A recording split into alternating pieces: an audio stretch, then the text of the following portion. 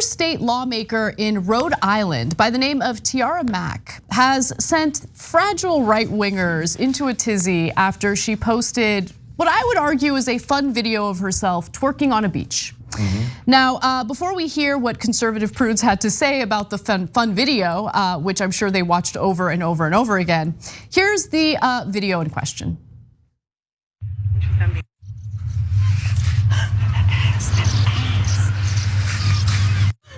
Vote Senator Mack. No, that's amazing. Like, I'm always impressed by that. I don't know how people do it. And look, a headstand does take some talent.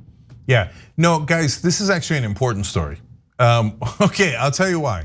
Because that's a Democrat. Yes. For the first time in my lifetime, we're getting Democrats who are unafraid. No, not only unafraid, unapologetic. Yes. Take notes, ladies and gentlemen. I love this story, and you're right. That is an important point to take away from this. So here's a little bit about her. Again, she's a state lawmaker. A state lawmaker in Rhode Island, and here's what we know about her. So she's a child of South Carolina and Georgia. Mack attended Brown University in Rhode Island and went on to a career in teaching and activism, working with the Board of Women's Health and Education Fund, the board of the East Side Mount Hope YMCA, and Planned Parenthood before being elected to represent Rhode Island's 6th district in the state Senate. Okay, so those are her credentials. That's what she's accomplished.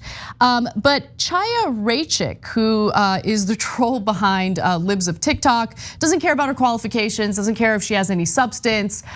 She has a body. She has shown it off. She has twerked on a beach in a video, and that you just can't have that in a free society. Okay. Right wingers don't really believe in freedom. They do love to judge people who have any fun and are proud of their bodies. And so here's what she wrote on Libs of TikTok. Rhode Island State Senator Tiara Mack made this video encouraging people to vote for her. She also sponsored a bill for teaching kids queer, inclusive, pleasure-based sex ed. Okay, and in an interview with TMZ, the state lawmaker explains she's been facing a lot of harassment because of that video. So let's take a quick look at that. Since the twerking video came out, there have been a subsect of racist, misogynistic people who have called me anything and everything from the N-word to fat to gorilla. Many of the negative comments I received have been racially motivated. They have been racially disgusting. They have been comments on my body, and none of them have to do with the policy. And she's right about that. I mean, everything the right wing engages in is not really about substance. It's always about demonizing people who have lifestyles they disagree with. It's all about manufacturing culture wars to give the illusion of governing or doing anything to represent the people they're trying to get votes from. And the good news is she has no problem taking down her critics, okay? And again, she's unapologetic. For instance, one person on Twitter wrote, "That's what got you that unwanted pregnancy in the first place." Like, what unwanted pregnancy? Just making things up. And she responded, "Girl, I'm gay. None of my sexual partners produce sperm." And I love that emoji she put on it too. Okay, so you see that? So good. It's my favorite emoji.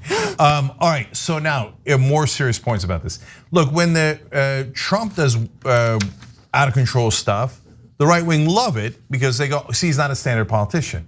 When a Democrat does it, they're like, you should apologize. It's unacceptable, right? And then they weirdly want them to be buttoned up politicians that they don't believe in, that are fakes and phonies, right? I have to mention, I mean, Melania Trump, we were critical of anyone who went after her over this because it's just a stupid thing to go after anyone over, right? But the right wing has no rules, whereas like the left tries to, be decent human beings. Melania Trump did like photo shoots in the nude, and they were like lesbian photo shoots, right? Like, we've seen the first lady's, and you're like gonna sit there and talk to us about like a state lawmaker doing a dance you don't like? Yeah, look, so yes, the first lady was a lesbian nude model, okay? So it's okay, and we have no problems with it. But when Democrats are charged with anything, they always cower. In my lifetime, they're always like, "Oh, I'm so sorry, I didn't mean to have any fun. I'll go back to being super boring and super uninteresting." No, it's a trap. Americans want interesting candidates. They don't want boring candidates like Nancy Pelosi and Chuck Schumer and Dick Durbin and Steny Hoyer and Joe Biden. They're boring. We don't like them, okay? And the Republicans love Trump and the exciting candidates, right or wrong. And the Democrats are so stupid. They always fall for the Republican traps, but not the progressives. So this is why I always tell you, progressives are way better at fighting Republicans. You know what's happening in Rhode Island? A progressive takeover, and she's part of it. So Matt Brown and Cynthia Mendez are running for governor and lieutenant governor, but they didn't just do that. First, they're running as a ticket. That is rare unity among progressives. I love that idea. Secondly, they did a co-op where 50 progressives are running at once. They've already won huge wins in Rhode Island, and they're about to take over the entire party in Rhode Island. When progressives took over the party in Oregon, the Democratic Party in Oregon, it led to incumbent Democrats who were conservative and corporate Democrats losing at the congressional level. That just happened to Kurt Schrader. So the progressive takeover is beginning. It's been a long time coming, but this unapologetic, unafraid attitude is younger progressive Democrats saying, I don't care what the establishment Democrats think. We're gonna actually fight and we're gonna win. So that establishment Democratic wall is cracking, and I love it. And by the way, Tiara has decided to double down. She's twerking for the human right to safe housing. She's twerking for a Green New Deal. I love it.